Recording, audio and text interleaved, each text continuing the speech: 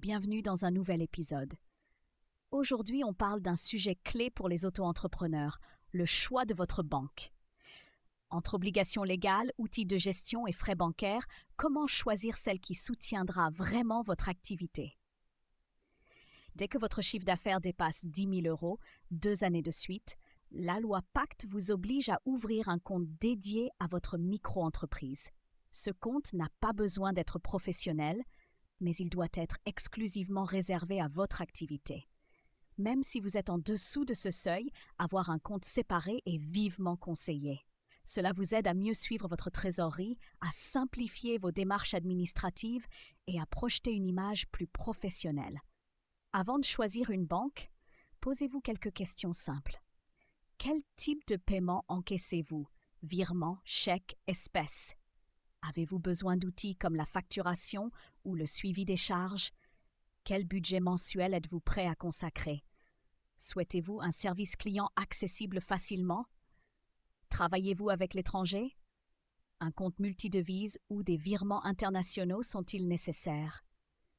Voici maintenant une sélection de banques adaptées aux auto-entrepreneurs en 2025.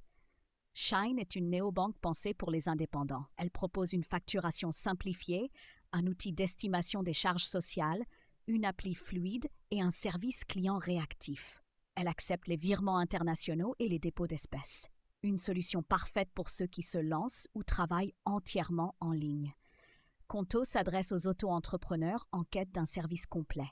Comptabilité, gestion des frais, virements SEPA Swift, synchronisation bancaire et support 7G7 sont au programme. Un choix idéal si vous cherchez un outil évolutif avec un service premium. En prime, vous pouvez bénéficier de 69 € offerts à l'ouverture du compte si vous passez par Espace Auto-entrepreneur. Revolut Business est particulièrement adaptée si vous travaillez à l'international. Elle permet de gérer plusieurs devises, offre des virements rapides vers plus de 150 pays et une carte bancaire performante. En revanche, elle propose peu d'outils administratifs intégrés, mais peut être connectée à un logiciel externe. Blank, développé par le Crédit Agricole, combine la fiabilité d'une banque traditionnelle avec les outils d'une néobanque.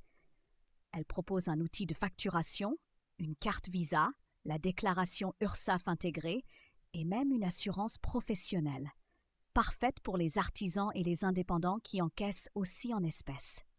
Du côté des banques traditionnelles, certaines restent intéressantes. La Banque Postale permet les dépôts de chèques et d'espèces avec un accompagnement humain.